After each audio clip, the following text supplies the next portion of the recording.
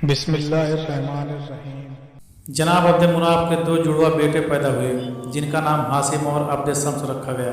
تاریخی کتب سے پتہ چلتا ہے کہ ان دونوں بچوں کے کچھ اعضاء بھی جڑے ہوئے تھے جن کو بعد میں الگ کیا گیا۔ جب یہ بات نجومیوں تک پہنچی تو انہوں نے پیشن گوئی کی کہ ان دونوں کی اولادیں ہمیشہ رنجش میں رہیں گی اور ایک دوسرے سے آگے نکلنے کی دوڑ میں لگی رہیں گی۔ حاسم سے حضرت عبد المطلب پیدا ہوئے اور ان کی اولاد حضرت عبداللہ جو کہ نبی کریم صلی اللہ علیہ وسلم کے والد گرامی تھے۔ ابو طالب جن سے شیر خدا حضرت علی پیدا ہوئے اور حضرت عباس تھے، یہی بنو حاسم کہلائے۔ حاسم کے جڑواں بھائی عبد شمس سے امیہ پیدا ہوئے اور امیہ کے دو بیٹے عرب اور ابو العاص تھے۔ عرب سے ابو سفیان، معاویہ اور یزید تھے، جبکہ ابو العاص سے حکم عفان، حکم سے مروان، عبد الملک۔ یزید کے بعد بنو امیہ کے سارے مروان بن حکم سے ہی تھے۔ چنانچہ امیہ کی آل اولاد بنو امیہ کہلائی، یعنی حاسم اور چچا جات بیٹے کا نام امیہ تھا۔ جناب حاسم اور امیہ کے درمیان پہلی چپکلش کعبہ کی تولیت پر ہوئی۔ اس طرح حضرت عبد المطلب ابن حاسم اور حرب ابن امیہ میں ساری زندگی جنگ کی سی کیفیت رہی جو کہ تمام تاریخی کتب میں موجود ہے۔ لیکن مکہ میں بنو حاسم ایک دینی گھرانے سے مشہور ہوئے کیونکہ انہی کے پاس کعبے کی تولیت تھی، جبکہ بنو امیہ مکہ کے دیگر قبائل پر اپنی جنگی قابلیت کی وجہ سے حکمرانی میں رہنے لگے۔ اس طرح جب بنو حاسم میں سے حضرت محمد مصطفیٰ صلی اللہ علیہ وسلم نے نبوت کا اعلان فرمایا تو اکثریت بنو امیہ کے لوگوں نے یہ کہہ کر ان کو ماننے سے انکار کیا کہ اگر نبوت ہوتی تو ہمارے خاندان میں ہوتی۔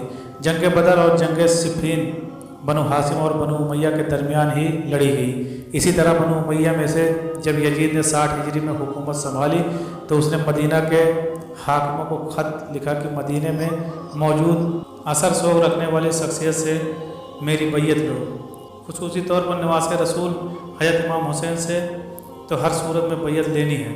کچھ اصحاب رسول اللہ صلی اللہ علیہ وسلم اور امام حسین نے یزید کی بیعت سے انکار کر دیا۔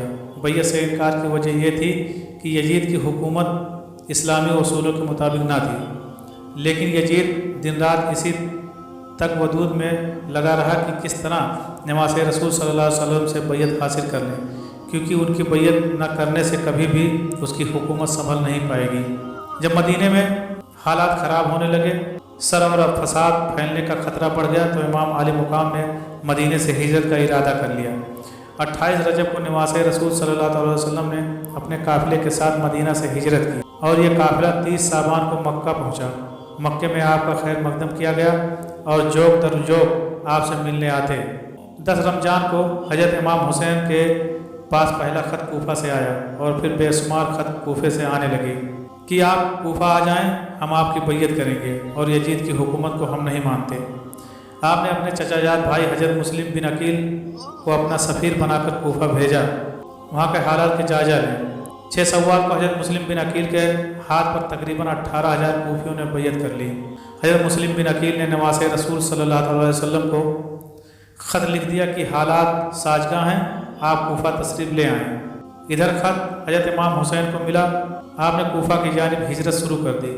ادھر یزید نے کوفہ کے صحابی گورنر کو برطرف کر دیا کہ عبید اللہ ابن جعد کو بصرہ کے ساتھ ساتھ کوفہ کا گورنر بنا دیا۔ عبید اللہ ابن جعد پہلے سے ہی اپنی صفاقی کی وجہ سے عراق میں مشہور تھا۔ ابن جعد نے لوگوں کو ڈرایا دھمکایا، قید میں ڈالا اور آخرکار حضرت مسلم بن عقیل کو بے دردی سے شہید کر دیا گیا۔ دوسری طرف حضرت مسلم بن عقیل کا خط پڑھ کر حضرت امام حسین نے اپنے قافلے کے ساتھ کوفہ کی جانب ہجرت شروع کر دی۔ عبداللہ ابن جعد کو جب جگر گوشے رسول صلی اللہ علیہ وسلم کی کوفہ کی جانب روانگی کا علم ہوا تو اس نے حسین بن تمیم کو 4,000 کا لشکر دے کر قادسیہ کی جانب روانہ کیا کہ ان علاقوں کی سخت نگرانی کی جا سکے تاکہ ان علاقوں سے آمد و رفت کرنے والے افراد کی نقل و حرکت سے آگاہی حاصل کر سکیں۔ حر بن یزید ریاحی کا 1,000 کا لشکر بھی حسین بن تمیم کے لشکر کا حصہ تھا جو قافلہ حسینی کا راستہ روکنے کے لیے بھیجوایا گیا۔ 61 ہجری 2 محرم کو حضرت امام حسین کے قافلے کو روک دیا گیا۔ جب امام علی مقام کو پتہ چلا کہ یہی کربلا ہے تو آپ نے حکم دیا کہ خیمے نصب کر دیے جائیں۔ کربلا میں فوج کا سپہ سالار عمر بن سعد تھا جو کہ خون ریزی سے बचना चाहता था, लेकिन कोफा में मौजूद गवर्नर उबैदुल्लाह इब्न ज़ियाद को सिमर ने जंग के लिए उकसाया और आखिरकार 9 मुहर्रम को सिमर 4000 सिपाही लेकर करबला पहुंच गया और साथ में उमर बिन साद के लिए धमकी आमेज खत लेकर आया कि या तो हजरत इमाम हुसैन से बैयत लो या फिर उनके साथ जंग करो। 10 मुहर्रम को नवासे रसूल सल्लल्लाहु अलैहि वसल्लम अपने जानिसारों के लाशें उठा कर निढाल हो चुके हैं, लेकिन सुजात हैदरी की झलक अब भी चेहरे पर चमक रही है। शेर खुदा के शेर अपने तमाम असासे लुटाने के बाद खुद घोड़े पर सवार होते हैं। हजरत बीबी जैनब रकाब थामती हैं। यजीदी लश्कर जब तलवार हैदरी को मैदान में देखते हैं तो एक दफ़ा हलचल मच जाती है। वहाँ मौजूद हर शख्स जानता है कि नबी करीम सल्लल्लाहु अलैहि वसल्लम ने फरमाया था, हुसैन मुझसे हैं और मैं हुसैन से हूँ। लेकिन बदबख्तों की आंखों पर लालच और तमा ने पर्दा डाल रखा था। हर कोई दरबार यजीदी में ऊंचा मुकाम और इनाम इकराम हासिल करना चाहता था, लेकिन तारीख ने ऐसी बुज़दिल फौज ना देखी। सभी एक दूसरे का मुंह देख रहे हैं कि शहसवार करबला का मुकाबला कौन करेगा। जैसे ही इमाम अली मुकाम मैदान की तरफ बढ़ते हैं तो सिमर कहता है, दूर से ही तीर चलाना शुरू कर दो। इमाम अली मुकाम को तीर लग चुके हैं। शमशीर हैदरी पर पूरा लश्कर एक बारगी से हमला आवर होता है। खौफ के मारे फौजियों की गर्दनें कट रही हैं। सैकड़ों यजीदी फौज जहन्नम में वासल करने के बाद नवासे रसूल नमाज पढ़ने की मोहलत मांगते हैं। यही वो वक्त था कि जब सिमर के जोश दिलाने पर मालिक कंदी ने पीछे से एक ऐसा वार किया, सिमर मलून के कहने पर सबने तीरों की बरसात कर दी। खुली बिन यजीद नवासे रसूल सल्लल्लाहु अलैहि वसल्लम का सर काटने के लिए आगे बढ़ा, लेकिन हाथ कांप गए। फिर सकीउल कल्ब बदबख्त और जलील सिनान बिन अनस आगे बढ़ा और इनाम इकराम की लालच में इमाम अली मुकाम का सर तन से जुदा किया।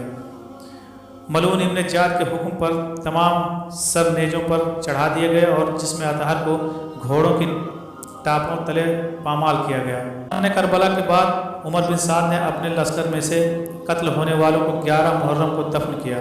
सैयद जादियों और असहाब के 72 जस्दे मुबारक बेकब्र कफन छोड़कर वो अहले बैत को कैदी बनाकर कोफा की तरफ दरबार इब्न ज़ियाद की तरफ बढ़ने लगा। नवासे रसूल सल्लल्लाहु अलैहि वसल्लम अहले बैत और असहाब के सर मुबारक नेजों पर हैं। असीरान करबला और नवासे रसूल सल्लल्लाहु अलैहि वसल्लम के सर मुबारक को इब्न ज़ियाद के दरबार में पेश किया गया।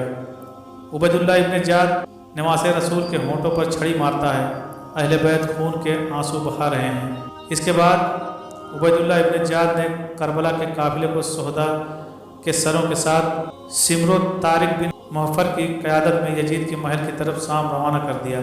तारीख गवाह है कि शाम में जब काफिला पहुंचा तो वहां जश्न का समा था। जहर बिन कैस ने नुमाइंदगी करते हुए वाक़े करबला की सारी तफसील यजीद को सुनाई। एक सोने के तख्त में हजरत इमाम हुसैन के सर मुबारक को यजीद के सामने पेश किया गया। यजीद ने जब नवासे रसूल सल्लल्लाहु अलैहि वसल्लम के सर मुबारक की तौहीन की तो वहाँ मौजूद हाजरीन ने एतराज़ किया, जिसमें काबिल यहिया बिन हकीम और साहब रसूल हजरत अबू बरज़ा असलमी थे, जिनको यजीद ने अपने महल से निकाल दिया। उसके बाद दुख्तर सैयदा कायनात हजरत जैनब ने एक तारीख साज खुतबा यजीद के दरबार में दिया, जिससे वहाँ मौजूद लोगों के दिल लरज उठे। यजीद जब परेशान हुआ तो उसने काफिले को आज़ाद करते हुए मदीना भेज दिया। मदीने के लोगों को वाक़े करबला की खबर मिल चुकी। जैसे ही काफिला मदीने पहुँचा तो वहाँ क़यामत बर्पा हो गई।